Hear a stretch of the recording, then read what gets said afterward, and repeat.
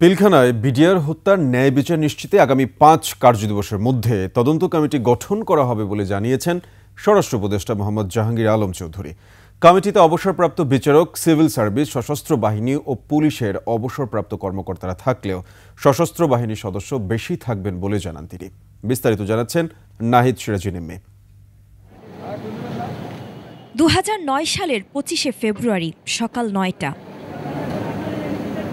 রাজধানীর পিলখানায় তৎকালীন বাংলাদেশ রাইফেলসের দরবার হলে অনুষ্ঠানের শুরুতেই বিডিআর মহাপরিচালক মেজর জেনারেল শাকিল আহমেদ বক্তব্য শুরু করেন। বক্তব্যের এক পর্যায়ে কিছু বুঝে ওঠার আগেই বিডিআরের বিদ্রোহী সদস্যরা অতর্কিত হামলা চালায়। পিলখানার ৪ দেয়ালের ভেতরের নৃশংস এই হত্যাযজ্ঞ বুঝতে সময় লেগে যায় ২ দিন। পদভ্রষ্ট সদস্যদের সেদিনের ওই হামলায় ৫৭ জন সেনা কর্মকর্তা সহ নিহত হন ৭৪ জন। পরদিন রাতে আত্মসমর্পণের মাধ্যমে প্রায় ৩৩ ঘণ্টার বিদ্রোহের অবসান ঘটলে পিলখানার নিয়ন্ত্রণ নেয় পুলিশ। আর ২৭ ফেব্রুয়ারি পিলখানার ভেতরে সন্ধান মেলে একাধিক গণকবরের। উদ্ধার করা হয় ছড়িয়ে ছিটিয়ে থাকা গ্রেনেড সহ বিপুল পরিমাণ অস্ত্র।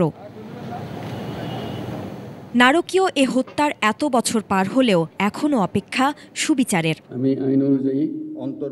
তবে অন্তর্বর্তী সরকার ক্ষমতা নেওয়ার পরে এবার সে মাহেন্দ্রক্ষণ সচিবালয়ে স্বরাষ্ট্র মন্ত্রণালয়ের সম্মেলন কক্ষে বিডিআর হত্যাকাণ্ড বিষয়ে বিশেষ প্রেস ব্রিফিং। কথা বলেন স্বরাষ্ট্র উপদেষ্টা মোহাম্মদ জাহাঙ্গীর আলম চৌধুরী। বিডিআর হত্যাকাণ্ডের পূর্ণ তদন্ত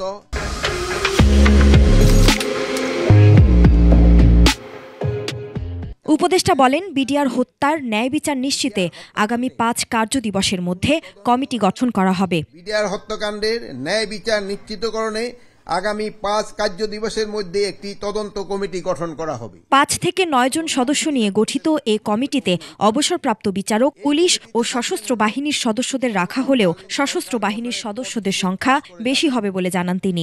এই কমিটিতে থাকবেন হলো অবসরপ্রাপ্ত বিচারক, সিভিল সার্ভিস, সশস্ত্র বাহিনী।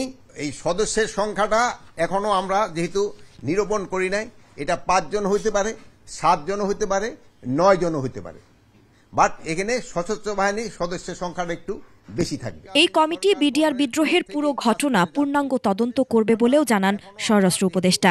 নিরূপণ করি নাই। নাহিদ সিরাজি নিম্মি, ২১শে টেলিভিশন, ঢাকা।